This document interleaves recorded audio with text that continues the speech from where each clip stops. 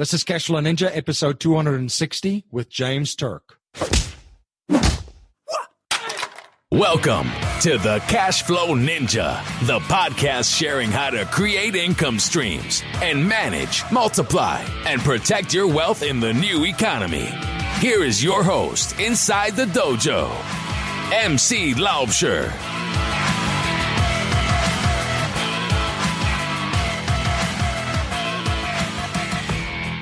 Hello, Cashflow Ninjas. MC Laubscher here, and welcome to another episode of the Cashflow Ninja. I have a great show for you today, and in today's show, we're going to look at how to protect yourself with gold and silver from the money bubble. My guest in this episode is James Turk. James is the founder and lead director at Goldmoney. James began his career at Chase Manhattan Bank, where he worked on assignments in Thailand, the Philippines, and Hong Kong. Since, he has been the manager of the commodity department of Abu Dhabi Investment Authority and held various advisory roles in money management.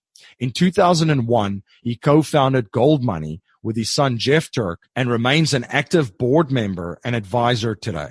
Please share your feedback and thoughts on today's interview. You can let me know your thoughts on Twitter by tweeting me at MC Laubscher or by email at info@cashflowninja.com. And please remember to join our mailing list by signing up at cashflowninja.com or texting Cashflow Ninja to 44222. To ensure you never miss one of our episodes, you can download our free interactive smartphone apps on the Apple and Google Play app stores. Are you interested in real estate investing but don't know where to start? Joint Ops Properties is the premier provider of turnkey lease option investment properties. With their proven system, you can have cash flow within 30 days. To get cash flow within 30 days, go to jointopsproperties.com. The wealthiest investors on the planet know how to capture their wealth and leverage it to perpetually grow it. If you're interested in learning the premier strategies of the wealthiest individuals and families on the planet, you can access an educational webinar at cashflowninja.com/be-the-bank.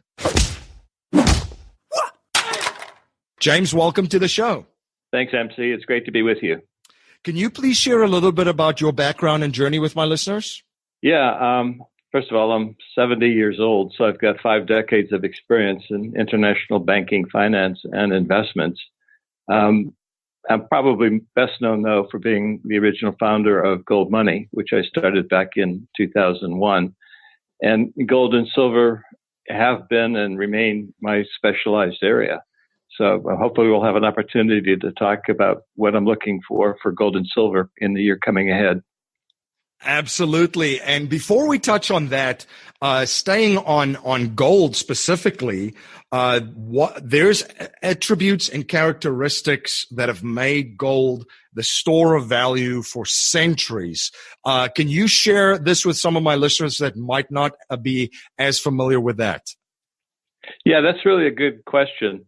There are a number of examples that we can use. For example, an ounce of gold today buys the same amount of crude oil as it did 60 years ago. An ounce of gold will buy you a man's suit. An ounce of gold bought a Roman senator his toga. The question is why does gold maintain its purchasing power like this over long periods of time? It does what money is required to do. It's the supply and demand, it remains constant, so the purchasing power of gold remains constant over long periods. We have to remember that everything we humans produce gets consumed and disappears. Even metals like copper disappear in the sense that they're dispersed throughout, hundreds of thousands of different uses around the globe. But gold gets accumulated, and all of the gold that is mined throughout history would form a cube that you could slide under the arches of the Eiffel Tower. So the interesting thing is that this cube of gold, this accumulated above ground stock of gold, or what I call, the M3 of gold. We talk about M1, M2, M3 for the dollar. M3 for gold is all of the gold that's been mined throughout history.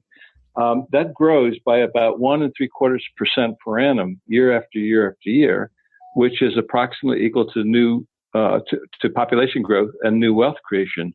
So you have this consistency in supply and demand. That's why gold has been money for thousands of years, and it continues to be money. A lot of people mix up the term money and currency. They're two different things. what we're using from hand to hand or circulate through the banking system, that's not money. That's currency. It's a money substitute. Money is gold. And the reason why money is gold is that money comes into existence just like any other product, good or service comes into existence. It's a combination of labor and capital coming together to produce a product that's useful for society. And gold is useful for society as money, for economic calculation, to enable us to communicate prices and value across the globe. That's the way it has been. We've diverged a little bit from that since 1971. But my view is that ultimately, when this silliness with fiat currency comes to an end, we'll go back to gold at the center of global commerce. And a fiat currency, for the new listeners too, I mean, this is money issued by decree. So this has all countries have legal tender laws, and that's where the fiat currency gets its power from. It's not backed by anything. And James, most of these experiments with fiat currency throughout history has not ended really well. That's right. It's not just most of them; it's all of them. None of them have ended well because right. The propensity of politicians is to make people happy, and the way you do that is you spend money. But unfortunately, politicians just print more and more money until eventually the currency gets destroyed.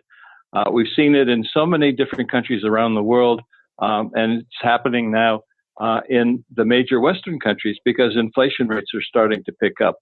The purchasing power of the currency is being eroded away.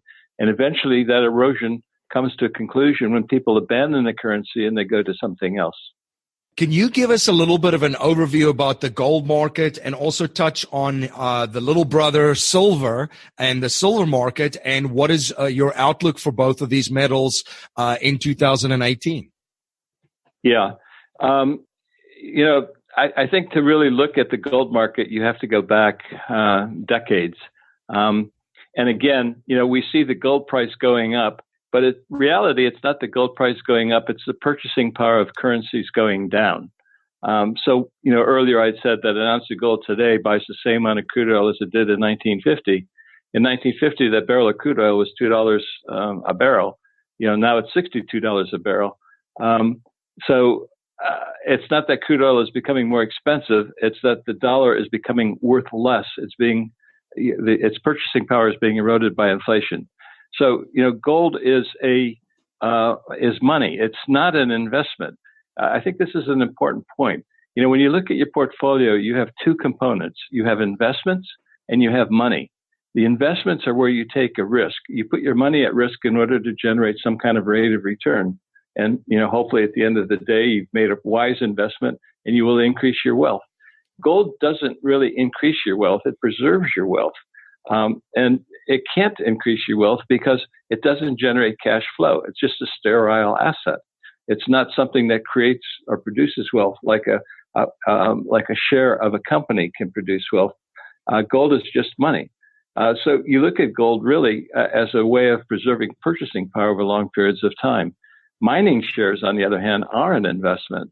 If you see a mining company that you feel comfortable with in terms of the management, the financial statements, the country it's operating in, and all of the other criteria that you need to make an investment in any share, whether it's a mining share, a tech share, or a financial company share, or whatever, that's an investment. But gold is money.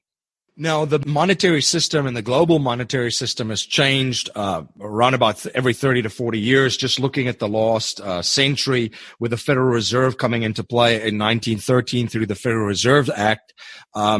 It might only be a coincidence that it was kind of timed with the U.S.'s entry into World War I. And then the Bretton Woods Agreement after World War II.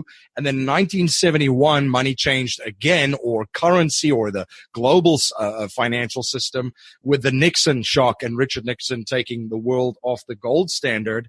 So it looks like there's a lot of changes in this system. We're definitely overdue for one. And as you've mentioned, a lot of the politicians across the world have inflated their currencies, and it's they've tuned up the printing presses. When does this come unglued?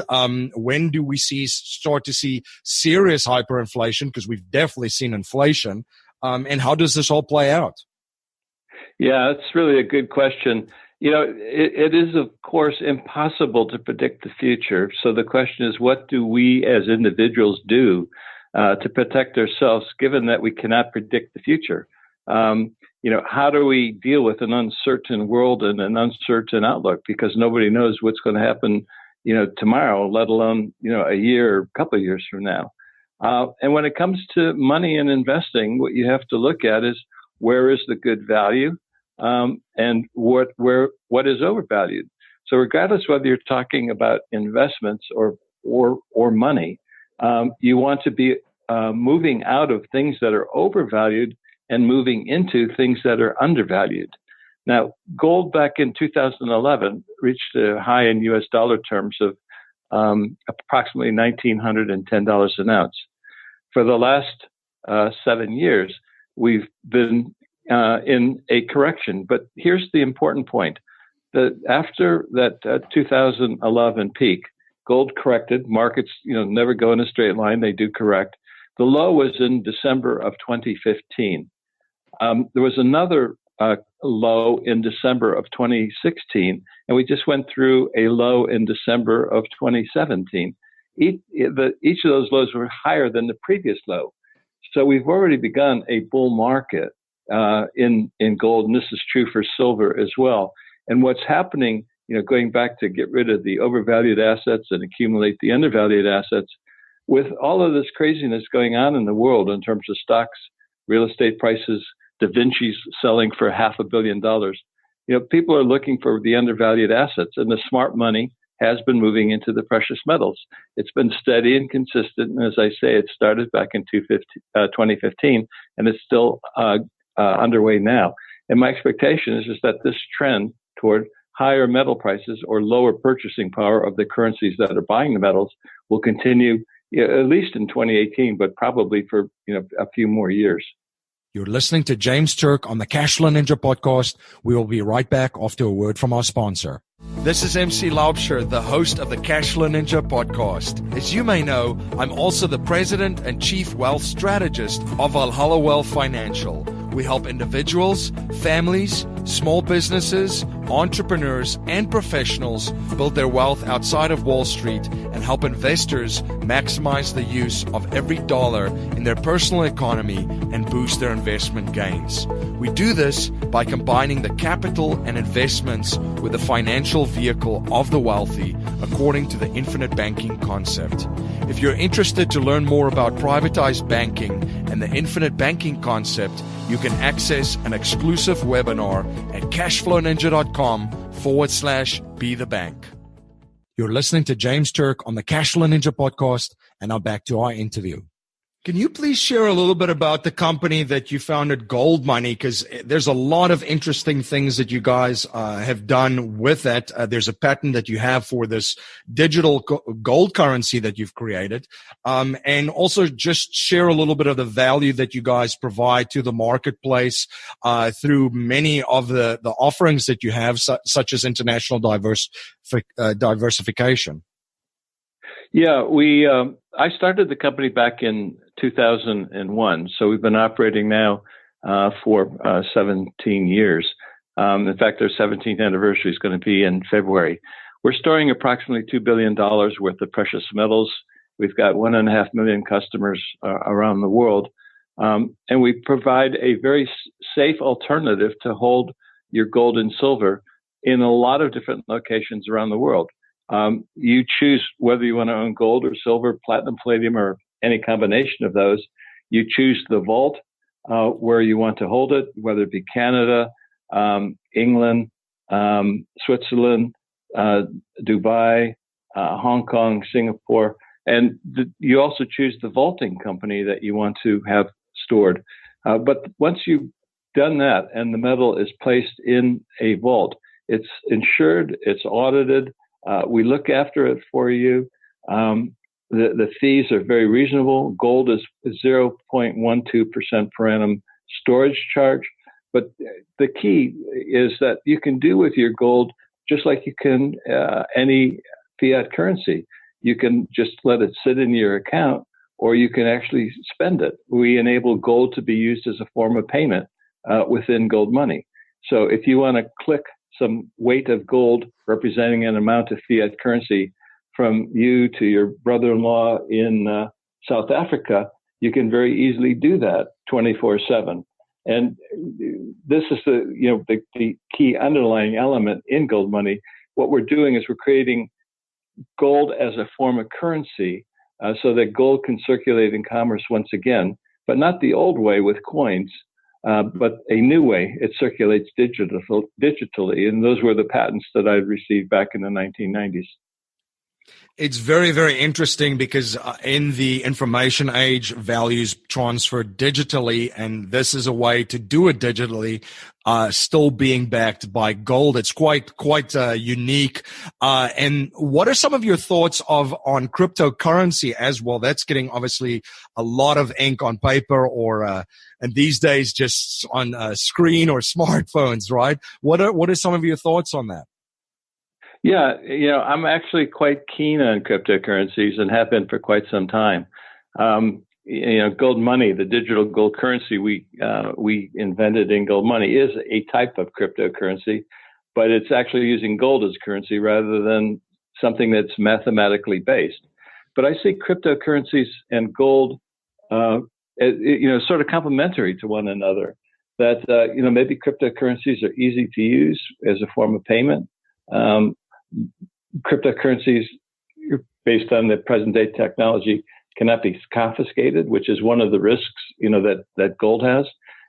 Gold in the 1930s was confiscated by Lenin in Russia, Mussolini in Italy, Hitler in Germany, and Roosevelt in the United States. It was illegal for Americans, for example, to own gold until 1974. When that 1933 confiscation by Roosevelt, so you have 3 decades or 4 decades of time. So gold can be confiscated because it is a tangible asset. But that's also one of its attributes. Cryptocurrencies, on the other hand, cannot be confiscated because it's a digital mathematical formula. But will, at some point in time in the future, somebody be able to break the technology that relates to that math in the formula? And at the end of the day, I really see cryptocurrencies as a stepping stone to digital gold currencies. One of the value of cryptocurrencies is that people are recognizing that the fiat currency system doesn't work, and they're trying to put their money and capital into something that is better and safer for them. And like any other good or service, it all comes down to usefulness. If something is useful to you, you will buy it. If it's not useful to you, then you won't buy it. And what people are finding is that cryptocurrencies are useful to them. And as a consequence, the price of cryptocurrencies has been rising. It's still early days, but I think the technology that cryptocurrencies bring to the table is very interesting. And I think they're going to be with us for a long, long time. It definitely is fascinating to see what's going on, these systems being created outside of a broken system to eventually replace it. Now, James, you have had a fascinating career and have decades of experience as a business owner, an investor, and an entrepreneur. If you were to go back to your younger self and just give you a little bit of some advice of what you need to do and what you need to focus on, what would you say to yourself? I think there are a couple things. I think one is you have to be self-reliant. You can't expect other people to, really, help you out. That's not the way society works. Adam Smith had society clearly defined back in 1776 when he wrote The Wealth of the Nation and talked about the invisible hand.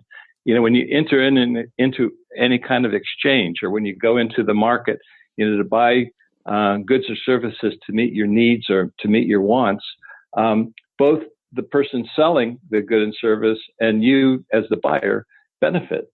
That's the voluntary interaction, peaceful interaction that people engage in zillions of times a day as we cooperate with one another. The key element of that is the self-reliance. You have to look after yourself, and the best way to do that is to educate yourself. In my own particular case, I studied international economics at one of the best universities in the United States and graduated with academic honors. And I learned how gold was the barbarous relic of the past and had no role to play in the monetary system. And when the U.S. government stopped supporting it at $35 an ounce, it was going to go to $7. Instead, it started rising when the link was broken in 1971, or actually even earlier than that in terms of the global market. And I realized very quickly that either what I learned in school was wrong or gold was very overvalued. And over the next 3 years, I just re-educated myself as to how the world really works.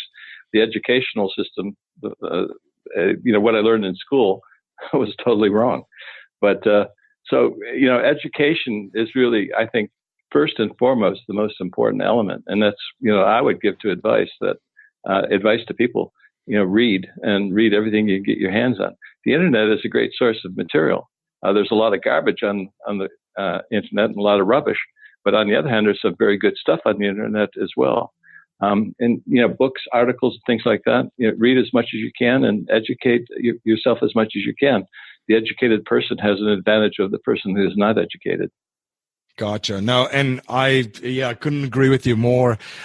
Just looking at still some of the advice and some of the information that comes from a lot of academics. I think it was Paul Krugman that said that the internet would have the same impact on humanity and our lives as basically the fax machine back then. So it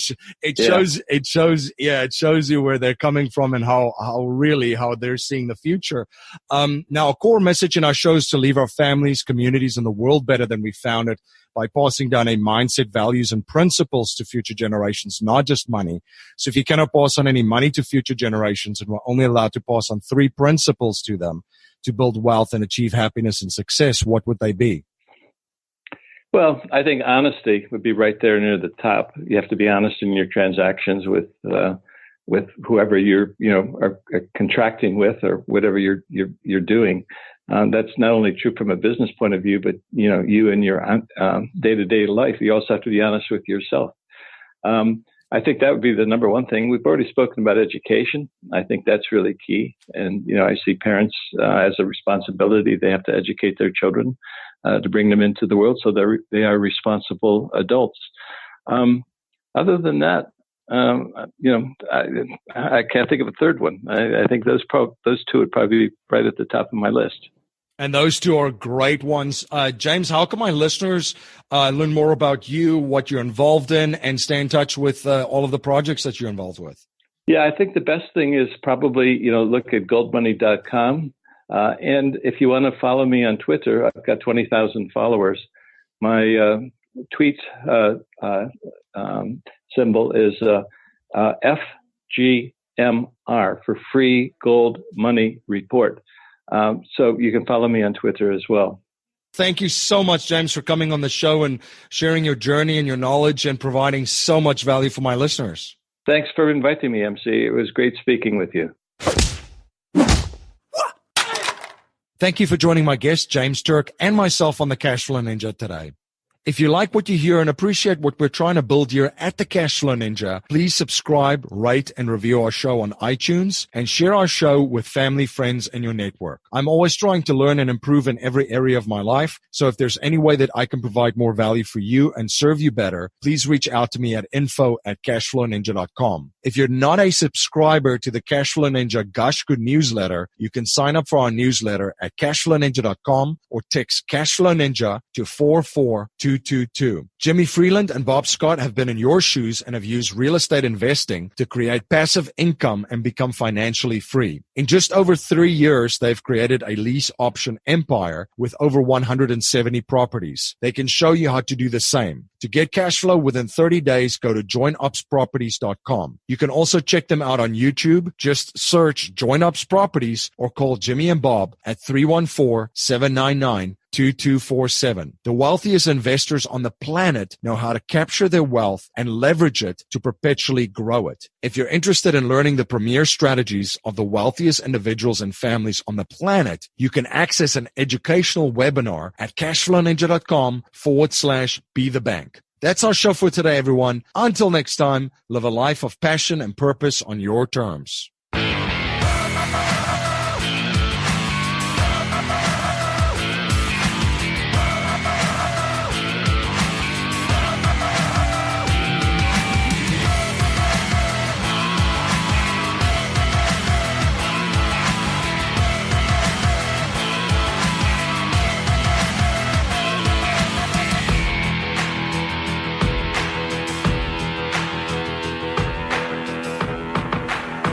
This presentation is for educational and informational purposes only. The information being presented and considered does not consider your particular financial objectives or situation, and it does not make personalized recommendations. This material is not intended to replace the advice of a qualified tax and legal advisor or other qualified professionals, and you should not use the information in place of a customized consultation with a licensed professional regarding your specific personal financial objectives, situation, and needs. We believe the information provided is reliable, but we do not guarantee its accuracy, timeliness, or completeness.